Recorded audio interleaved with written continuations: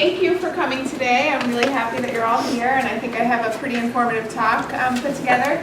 It is a Jeopardy game in design, but I found over the years that it's easier to just kind of go through as a group and answer the questions and keep it interactive and informal. I should introduce myself. I am Janet Steady. I'm a registered dietitian nutritionist, and I work for NutritionWorks as a consultant, and I also work at IDEX as a consultant. So in addition to that, I really enjoy coming and doing talks like this to people who are interested. And my goal as a presenter is for you to leave with one golden nugget, and I feel like if I do that, I've done my job. So hopefully that will happen for you today. If you can't hear me, please ask me to speak up, because I do have kind of a quiet voice. And I hope you can accept the way that I'm dressed. I was talking to Colleen before, but it's no show of disrespect. It's just kind of an example of how I try to modify my environment to make reaching my goals easier. So, for example, if I have time, I can much easier go for a quick walk around the block if I'm dressed like this. So most often I just kind of try to present myself in a clean but active way. So that explains my style. All right, so I also really have learned from experience with this show that it builds, one thing builds on the other, so it's really useful to start with energy and just go through it. So I'm kind of just hoping to start with energy for 10 and get your minds thinking about this concept of what is metabolism and how might we boost our energy burning capabilities. Okay, so the first question, can anyone give the definition of metabolism, or when you think of metabolism, what comes to mind? No right or wrong answers. It's all learning. Who wants to give a shout out for what is metabolism? Glycolysis. Okay, there you go, glycolysis. So that's a very specific answer, and you're absolutely right. That's part of how we burn, or the food we eat, turn it into usable energy. And so that is the answer. Metabolism is the body's ability to burn calories or process the food we eat into usable energy. And I have to admit that this is one of the reasons I became so fascinated with nutrition way back, because I think it's amazing that you can eat food and it turns into the energy that you use to sustain yourself and perform your daily activities. I also find it fascinating that energy comes from the sun, and it really does, like even the energy you end up burning, because the sun provides the energy for the plants, and you end up eating the plants, as do the animals. And so it's an isolated system, and it's really amazing how energy is passed from one form to the other.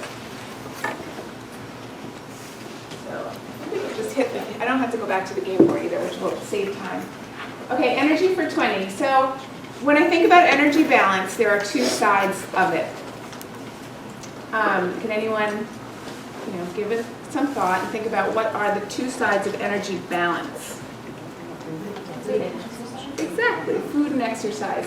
So in scientific terms, we like to say energy in versus energy out. And herein lies like the fundamentals of weight control. Now I say it's the fundamentals because it's like the skeleton, but there are so many factors that contribute to both energy intake and energy expenditure that's why weight control is complicated. It's that whole easy, not simple concept.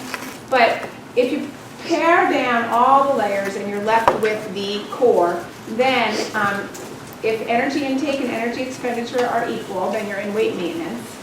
If you have energy intake that's greater than energy expenditure, you'll be gaining weight. And if you have, and I think I might have done that wrong. Did I do that wrong? I did, so excuse that, but you understand the concept. So intake would have to be greater than for weight gain, and then energy would have to be less than for weight loss. So those two symbols should be reversed. But the point is that in order to sustain any kind of weight loss, you do need to create an energy deficit. And that's a really challenging thing to do. It's not a comfortable place to be, which is why we usually try to look at both sides of the equation and meet somebody in the middle. And we really promote a very slow, sustainable, smart way of going about it, where you're really not trying to restrict calories too much or do anything drastic. It's more just about adopting healthy habits that you can sustain. And then hopefully finding the more comfortable place, which is weight maintenance, where the two sides are equal. Okay, any questions on that? Yeah? You're not talking about the quality of food yet? Not yet. Okay. We'll get there. All right. Okay, so This category is clearly energy, so I thought this was a useful question, and I kind of alluded to the answer a few minutes ago, but when you think of that first law of thermodynamics, does anything come to mind? Anybody? Okay, well, this is one of my favorite things to think about in terms of nutrition also, because yeah, it should be qualified with the statement in an isolated system, but I would consider the food you eat and the way your body processes it as an isolated system. And having said that, it means that energy remains constant. We don't create it or destroy it, we just convert it to different forms. And so this is important because there's only two destinations for the food that you eat. One being that you would burn it, and two being that you'll store it. But it doesn't just poof. And so that's sometimes useful to keep that in mind. So is anybody familiar with what is the unit that we use to measure the energy in our food or the energy that we burn through physical activity? Calorie. Exactly. So the reason I put this slide in there is because I really like to neutralize terms. I like to neutralize food, I like to neutralize calories. I feel like calories are perceived as evil, and they're not. They're simply a measure of how much energy is in the food we eat and burn by activity. And we need calories. We need a significant amount of calories, and I'll be getting into that a little bit more on some other slides. So, I really encourage you not to be too mindful of calories and to think more about the quality of your overall diet and how you might be distributing energy during a day. I think those things are more important. And then just as an FYI, there are about 3,500 calories in a pound of fat. So we talked about being able to store energy, and that's how we do it. There's about 3,500 stored calories in 1 pound. So this is a 4-part question. We talked about energy intake and energy expenditure. So now we're just looking at the energy inside of the equation. And when you think of the broad category, like the umbrella term for what we mean by energy intake, what would you say?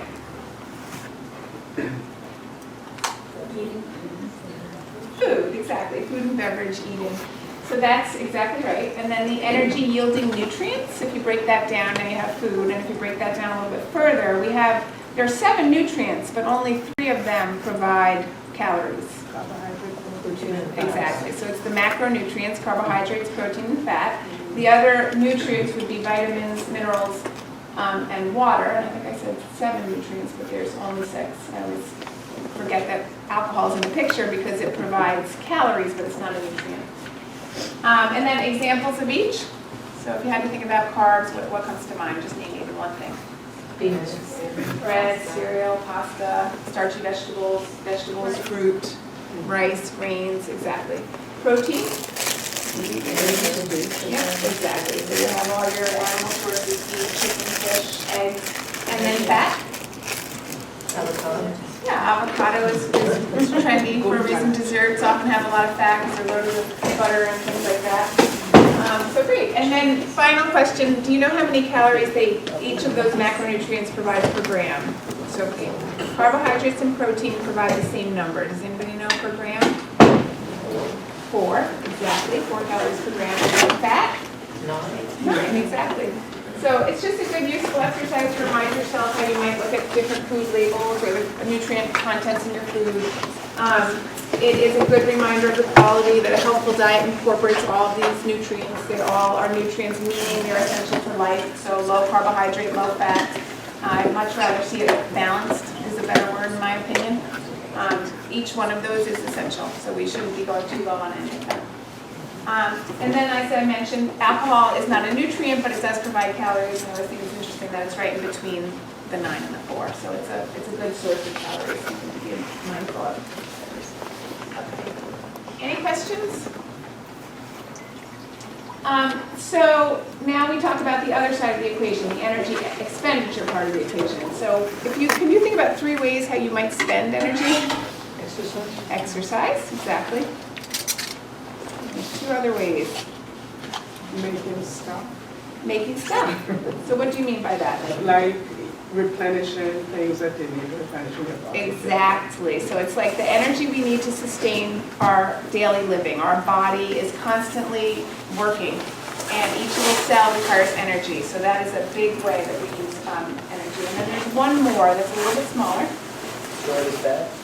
Well, see, now that's a really good way to put it. It's kind of a different angle, but it's digestion. So you're absolutely right. Like ultimately, if you're not going to end up burning the fat at the end of the calories at the end of digestion, you would end up storing it. So the third component is the energy required to digest food.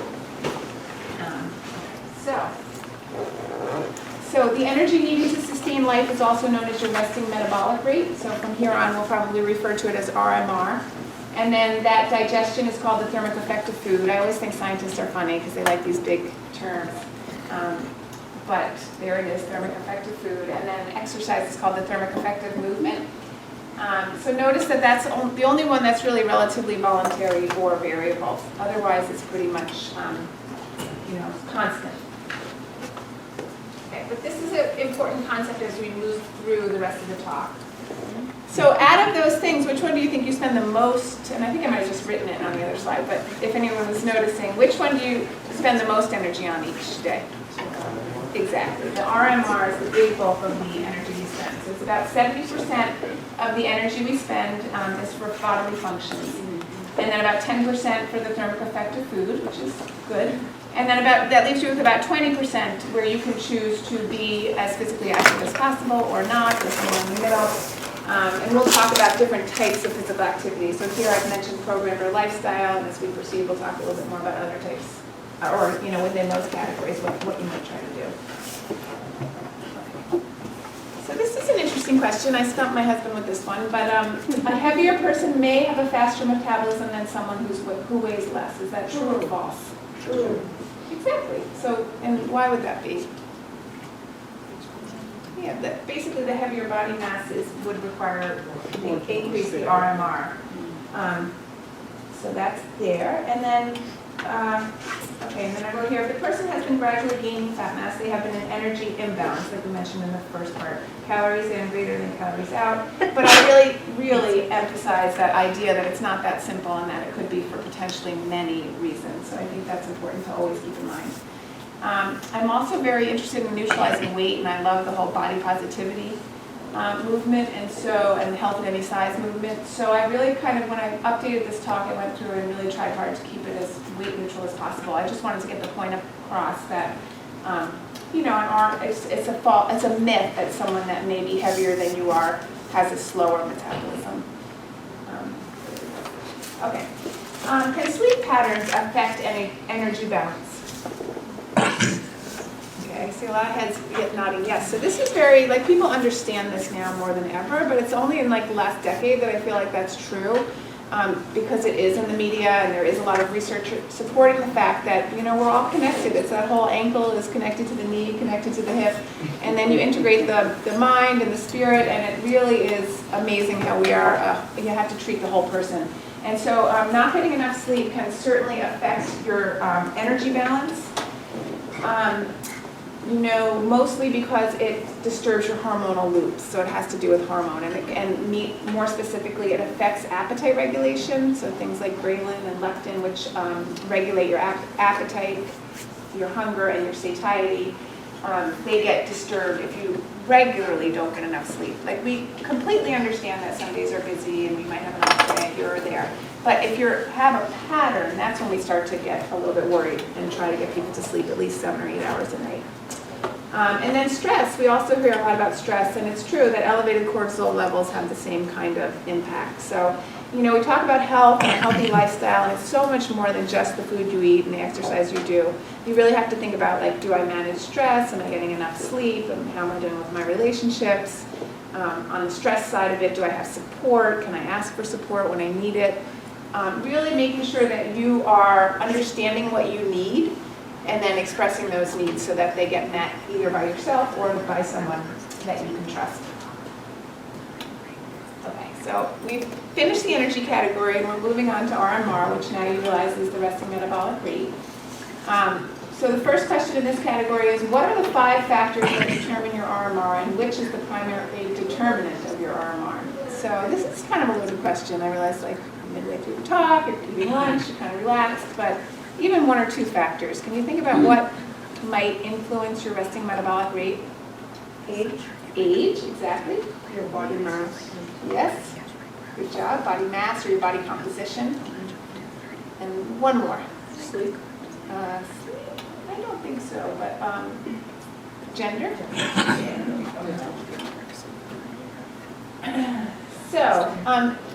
So let me just mention that sleep can affect the whole hormonal loop, affecting the whole energy balance. But this category is specific to RMR, and that's a good thing just to raise right now because the questions can get a little bit tricky if you're not thinking just about the RMR part of the category. So it's age, gender, height and weight, which would be your body size, body composition, which is different because that's your muscle mass versus your adipose tissue, and then genetics. And then I mentioned there that a thyroid disorder could also, have an effect on your resting metabolic rate. So, which of those, the next question is, would you think is the biggest predictor or factor that influences your RMR? Have it in blue. Exactly. So that's exactly it. And the reason is because muscle is more metabolically active than fat. So even at rest, that kind of tissue will be burning more calories. So when you look at why is age a factor, why is gender a factor, even why is genetics a factor to some extent, it really does have to do with the idea of muscle mass. Because usually men have more muscle than women, so they have a higher resting metabolic rate. As we age, we know that we slowly lose muscle mass unless you can do resistance training to ward that off and slow it down, but it is kind of a fact of aging. And then genetics, same thing. Like some people are just they're born with a little bit more muscle mass. I mean, I always use my husband is frustrating because he is one of those people. He just has more muscle mass and he can burn calories even at rest. So. Okay, so I mentioned I do put a plug through, and you'll hear through the remainder of the talk that strength training is totally recommended. And I always leave Colleen as my expert for this. So if we have questions, I would refer to her. But I just want to emphasize it doesn't have to be like Olympic powerlifting and this rigorous program. And I feel like over the years what I've learned the most is that you need to meet people where they're at, and absolutely, I know it's a pithy old saying, but it's really about progress, not perfection. So it's like, what did you do today? Did you do one thing to maybe move towards it? If so, good for you. Like, success builds upon success, and creating realistic expectations is really important. So you see there that just a minimum of 2 times a week of some sort of resistance training. You can use your own body weight and do squats. You can, you've heard the old use some cans of beans. You clearly need medical supervision, and proper form is really important, so I would never just send anyone away and say, oh, just go for it. But if you have those things and you've had some training with form, YouTube is full of videos. I like Fitness Blender is one of my favorites. I like Body Fit by Amy is another one that I happen to enjoy. But you all hear me say only under proper form and some sort of background in weight training. So now we move into foods again. So which of these foods increases your RMR? Celery, garlic, grapefruit, or none of the above? Celery. Okay, so this is it. This is the nuance of the question, because you're right. Celery would burn calories in the thermic effect of movement if you consider chewing some sort of fidgeting. And it also requires a good deal of thermic effective food because it's fibrous, and fiber takes more energy to digest than something that's not fibrous. But we're talking about RMR, so that's the trick of this question. And in that case, it's none of the above. And so this is an important slide because it does touch on some of the things you might see in popular media. That foods and drinks such as red peppers or red pepper flakes, spicy foods, green tea has been studied for their potential metabolic properties.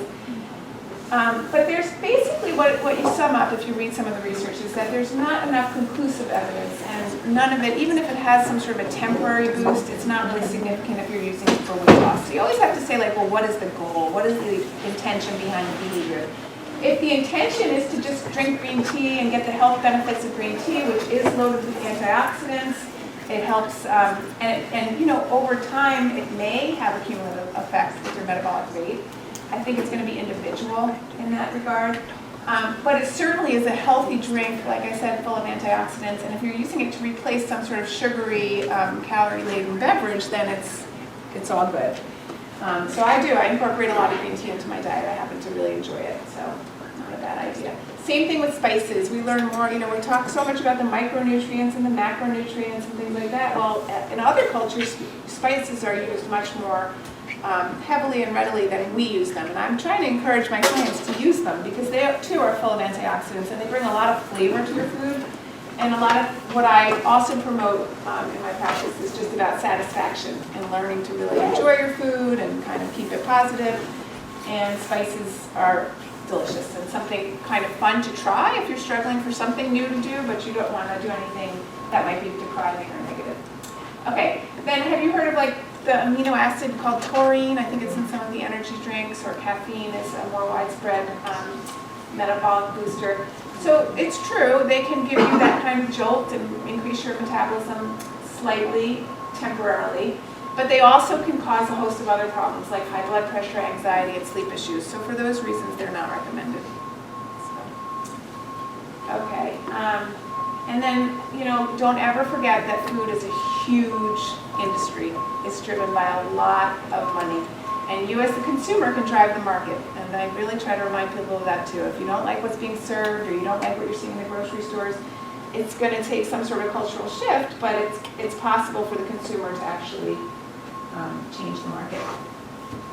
Okay, any questions on that? Because that has a lot of information. All right, so drinking water is an effective way to increase your metabolism, especially if it is room temperature, ice cold, lightly salted, or fluoridated. Which I want to say fluorinated, but I think it must be fluoridated, right? You guys would know. The school is right there, right? Fluoridated? But anyway, so what would you say? Ice cold? Ice cold. You got it. So why would you say that? Okay. Your body has to work harder to warm it up. Exactly. Perfect. Well said. So I won't even say another thing. It has that whole idea of RMR and having to work harder. Along with increasing your muscle mass, another way to increase your RMR may be to fidget well in class, meditate, turn down the thermostat, or none of the above.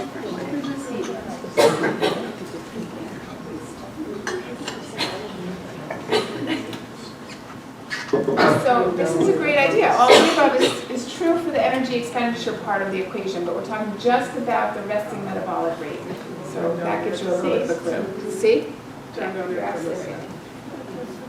So turn down the thermostat. So I always think of a professor that I had at University of Vermont like 20 years ago. I'm dating myself, but he and I used to walk along the snow, and it was that coldest winter ever, 1994. I think there was like a tsunami or something in another part of the world that caused it to be that cold that year.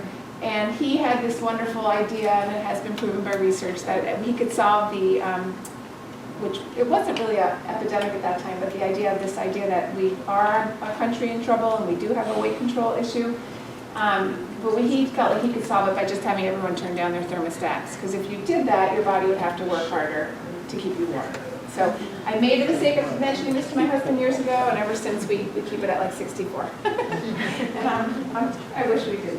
But anyway, okay, and then someone who mentioned the above, all of the above, or none of the above, no, all of the above, was right, because as I mentioned, that would influence the rest of the energy expenditure part of the equation. So fidgeting would increase the thermic effect of movement, and meditating, like we mentioned, could alleviate stress, which would be helpful.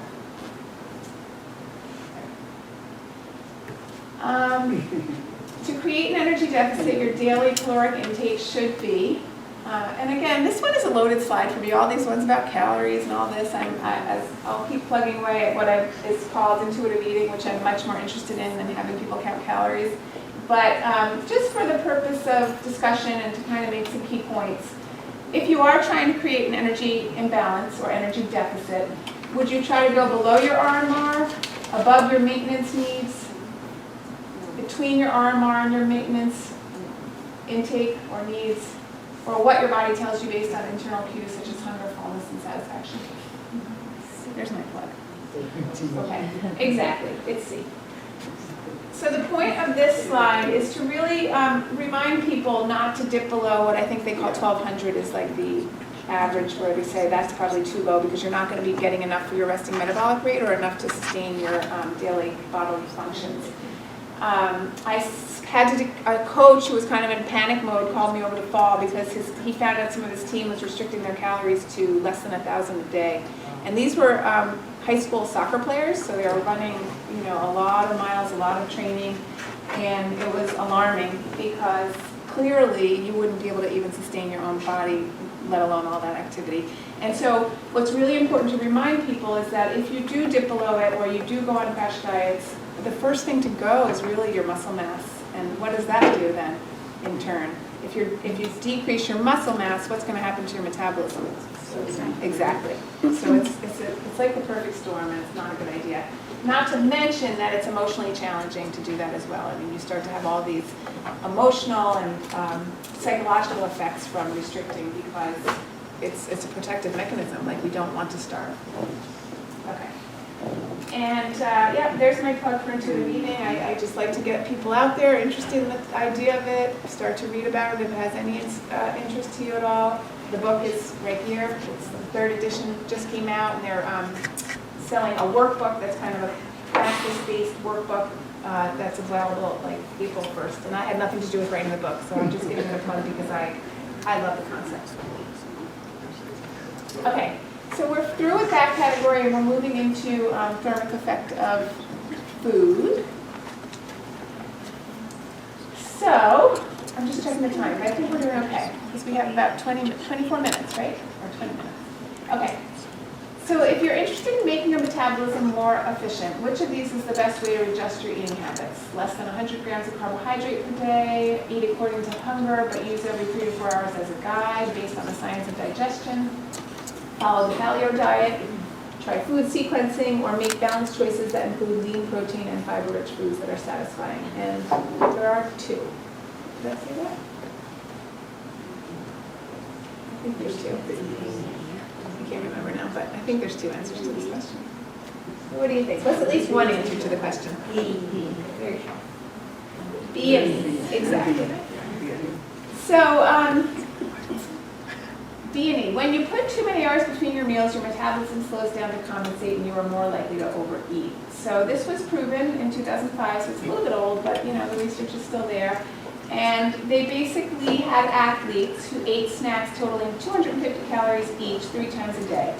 And what they found was that they had greater output than when they didn't snack. So this means greater energy expenditure. Evidently, snacking helped the athletes eat less at their 3 regular meals, so that was acknowledged.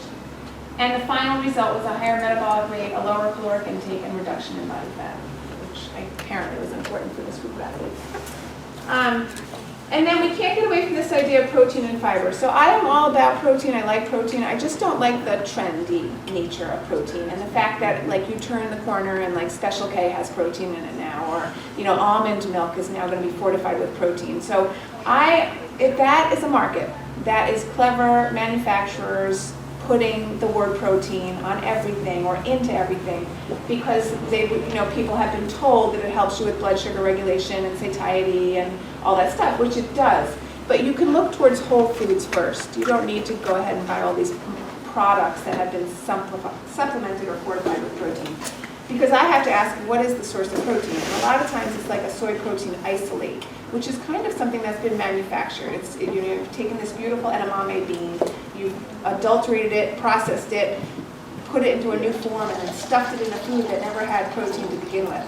So I really encourage people always to look at whole foods first, because nature has it packed exactly the way you're designed to eat it. And then fiber is also incredibly important. It helps keep you full, it helps with that thermic effect of digestion, it helps with blood sugar control. All of these things increase your satiety. So I can't say enough about protein and fiber when they're naturally sourced. And it just means colorful, well-balanced meals. And so the other thing to mention is that they both have this high thermic effect. And so, for example, protein has the highest, and it has about a 30% thermic effect. So that means if you eat 100 calories worth of protein, approximately 30 of them would be burned just through digesting it. And then a note on the bottom, dietary fat is also satiating, and it provides a lot of flavor. So somebody mentioned avocados, olive oil, nuts, seeds. canola oil, those are the healthier kinds of fats, and rounding out your meals and snacks with those is wise.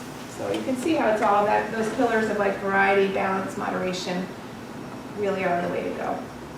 All right, so these slides are jam-packed with information, and I realize we're kind of, midway through or more. And so is there any questions or anything you guys want that you're not getting? Okay. So eating for efficiency, 20. True or false? Eating mostly whole foods as opposed to drinking smoothies may help boost your metabolism. Yes. Okay, good. I like it. So chewing and digestion we talked about will increase TEF, so more so than just drinking down a smoothie. And the other thing is that research has shown that people tend to register the calories they drink more so than the calories that they eat. So like if I have an opportunity to eat a 200-calorie snack as opposed to drink like a svelte thing or whatever, I always choose to eat because I like eating. And so this whole idea with intuitive eating is to seek satisfaction in food. And I think it's true that when we chew, when we sit, and we enjoy, and we eat, it tends to be a little bit more satisfying in all sorts of ways than just drinking it. Okay, so this was an old adage, and I think it's still current. It's still, we encourage people to do this, but 8-ounce glasses of water per day may help boost your metabolism. Is that true or false? I see someone saying true. Yes, exactly. So this is because the body is made up of cells, and every cell in your body is working hard. We have that mitochondria, we have glycolysis going on. Every process requires water. And so if you're even mildly dehydrated, it can slow down digestion. Also, we are very careful and try to get people to be attuned to their signals and their internal cues. But sometimes dehydration can even be confused for hunger. Like someone will say, I feel hungry, but I just ate, or I feel like I have a headache. And sometimes you're just dehydrated. So it's really important to drink water and to get in the habit of drinking water. And if you do, you might notice a marked difference in just the way you feel. Okay, and you can see that this too was, backed by science, and that last note there says that in addition to drinking water, you can also consider snacking on fresh fruits and vegetables instead of like chips and pretzels that would have sodium, and the reverse have the fresh water in them. Eating certain types of foods at certain times of the day may be helpful in terms of weight control. True or false? So this is kind of a loaded question. But what would you think? Like, what's your instinct when you look at that question? True. Yeah, it's true. I mean, so it's all individual. And again, let's say, toddlers are the greatest intuitive eaters we have, where they might eat cheese all day one day, and then the next day all they want is blueberries. And then, and so, maybe there's times when you just want to eat a bagel for morning, noon, and night, or whatever. But as long as it's your overall pattern is a little more balanced and moderate. But so the point of this particular thing is just to mention that eating carbohydrate-rich foods in the morning when your neuropeptide Y levels are the greatest, and that's just something that helps you to, it actually makes you crave them a little bit. And to fuel your day, or before and after workouts, because we know that carbohydrates fuel workouts, is wise, because that's when they're going to be used and burned most efficiently. But your metabolism and likely your activity naturally slows as you approach bedtime, so laying off calorie-laden fast foods may be helpful. So it's hard to argue with the principle. What type of activity refers to an increase in respiration, breathing, and elevated heart rate? So here we are, sorry, I should mention, we just skipped from the thermic effect of food into our last category, which is the thermic effect of movement. So this is going to be a little bit about exercise. So what type of exercise would this be referred to? Exactly. Aerobic. So I don't think this has changed. Colleen, is this still true that 10 minutes, since you have to, if your heart rate is elevated for a minimum of 10 minutes while exercise, is that true still? You can consider your exercise. That's what we used to say.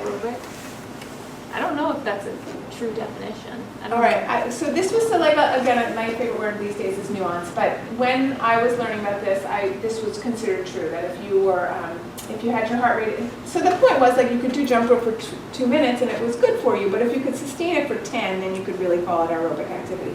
And the idea also is that it doesn't always have to be like a 30-minute thing. You could do 10 minutes here or there, which exactly explains why I dress the way I do.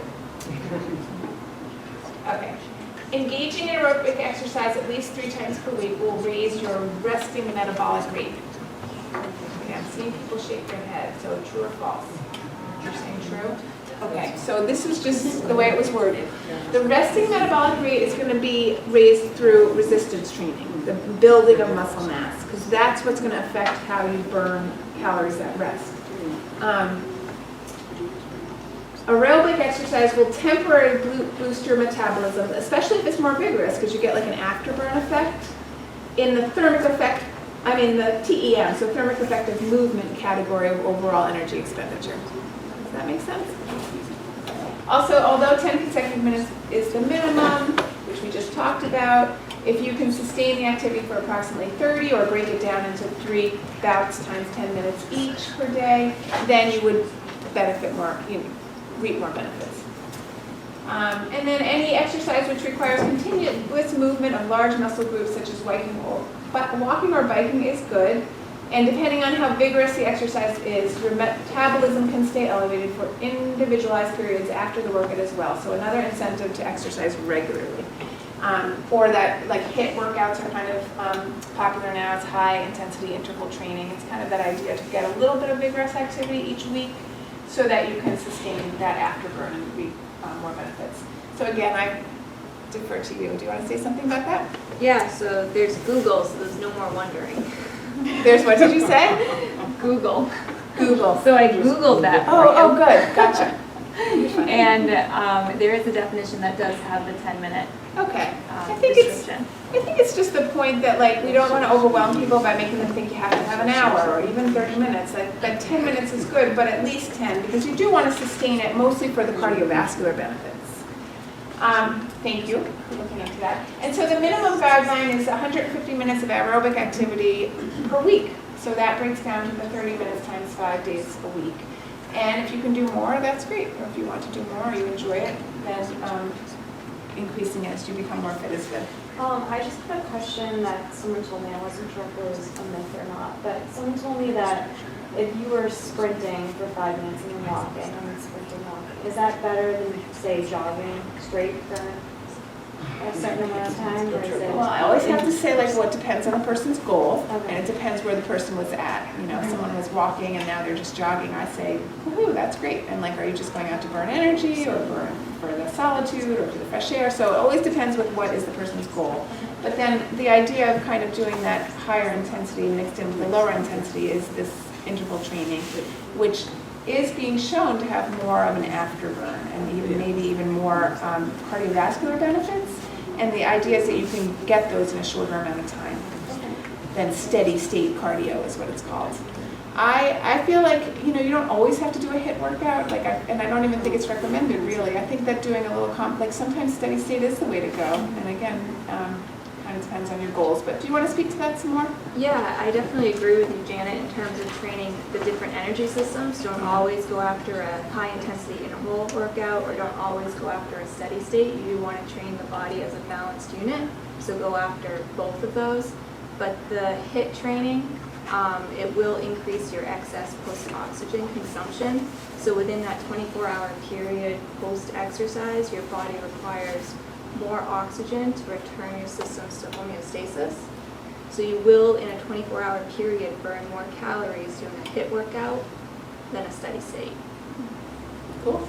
So, I but think both are very important. Exactly. And also, there's this wonderful saying, I like sayings, but that the consistency of effort is more important than the intensity of effort. So if someone's going to try HIIT and they hate it and they're never going to go back for it, then steady state is just fine too. It depends. Consistent effort every day is what's important. So finding things that you like to do. But then if you're interested in the science and you have specific goals and things like that, then clearly exercising the different systems is a good idea. The only other thing I would mention is you said walking and then jogging for a little while. And so I think we'd have to come up with exactly what does HIIT mean, and do you have to get your elevated up, a VO2 max, a percentage of it, because you might not be getting that with what you described. But really good question. Feel free to come see me. I was just going to say, call me. Okay. Yes. We'll get But you no, on thank some you for personal mentioning ones. that. It's a great question. Okay, I can see people have to go, so I think we're getting there. It's only one more question. True or false, people tend to underestimate the calories they eat and overestimate the calories they eat. So I really try to uncouple, believe it or not, even though there's the two sides of the equation, for weight control or just overall health and joy. I feel like you should exercise to feel the difference and because it's good for you in so many ways. But I don't recommend it for the point of just burning calories, and especially if you're getting on machines that are going to overinflate how many you're actually burning. And then people, like my fitness pal, turns around and kind of encourage you to enter your daily activity, and then they subtract it from your calories, and I think it's a conspiracy. I think it's making people overestimate what they're burning and then feel like they can overcompensate with calories, and I just feel like it gets very muddled for people, so I really try hard to separate them. And then what type, I think we have two more questions. What type of exercise can increase your RMR? We already mentioned you this. said we wanted to do that. Exactly. So I won't belabor that. But basically, your best bet for creating a mean calorie burning machine is to build muscle and stay active. Consistency of effort is more important than intensity effort. And the more you move during the day, the more calories you burn. So, don't underestimate fidgeting. Don't underestimate chores. They did a study about people who cook and clean tend to have a lower BMI than people who don't, because all that requires energy. It's that daily hustle and bustle that is important. And so I realize you're in class, you have a lot of things that require you to sit, but the point is like whenever you can, take the stairs, walk around the block. If you have 10 minutes, go for, I see people waiting in their cars for kids at practice. Get out and walk 5 minutes. It doesn't always have to be elaborate or lengthy. Okay, so this is it. This is the last question, so it's not really thermic effective movement, but the secret to speeding up your metabolism is, if you had to say one thing, what would you say? I kind of just said one thing, but this is different. Get moving. That's exactly what I just mentioned. That is exactly right. And then this one is just that old trick question. That there is no secret. So I really wanted to hit this one home because I did, like everyone else, kind of Google the topic when I was refreshing the talk and updating the talk, and I just thought, well, what are people seeing out there? And so if you do, you will get things like drink green tea, eat garlic, lots of water, more whole grains, omega-3 fatty acids like salmon, eat unsaturated fat, olive oil is in there, fiber, protein, eggs, yogurt, probiotics, calcium, lentils for iron, don't skip meals or go too long without eating, exercise regularly with a mix of both the aerobic and resistant exercises you enjoy, etc., etc., etc. So they usually come in the format of these slides, like 10 things you can do or 18 things, and this is what you'll see.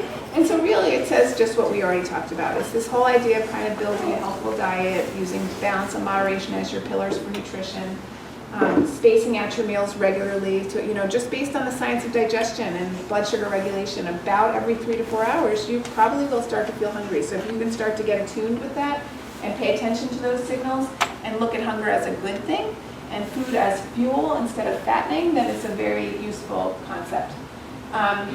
There are many factors, as you now well know, that control your metabolism. You can raise your RMR slightly by maintaining or increasing your muscle mass, and also avoiding extreme diets.